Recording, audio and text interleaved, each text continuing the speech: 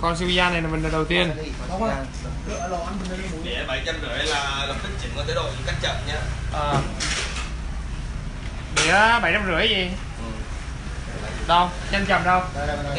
Lâu với hai. This machine hả? Em chậm cái gì đâu.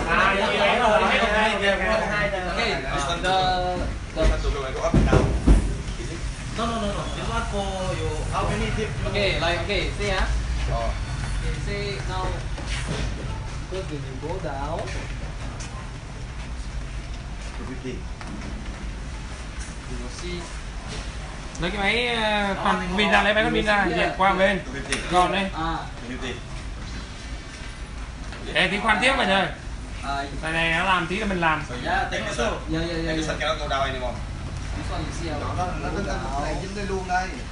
nó dính chỉnh đấy mà. Mình cắt luôn. Okay, you see from here. Okay, this one dekat bawah tu. Tengok dekat atas kan. Bawah ni. Ini 200 masuk apa? Kita masuk 200. Masuk. Tak lah, you tengok atas. Ini you see the door. Tiếp luôn. Giữ. Here means you cut 100. Ốc này là để di chuyển cái dây nè, giữ cái thước. Giữ xuống. Để cái thước các bạn.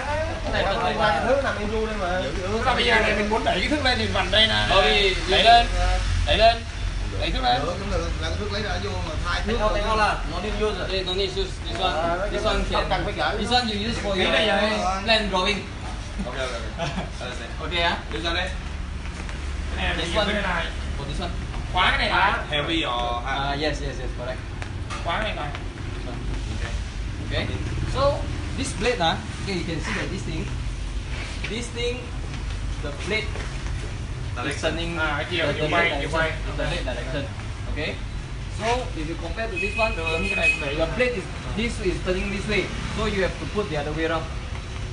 Like you have to put Đây, đúng rồi đó. Yes. Ok. cho anh cho gì lên đây. Rồi, có lên. Đó là betul. Đẩy ra, nhớ bỏ lên vị trí. Mới để cho RGS nó Betul lah. Đó. Cái hướng này nó bảo vệ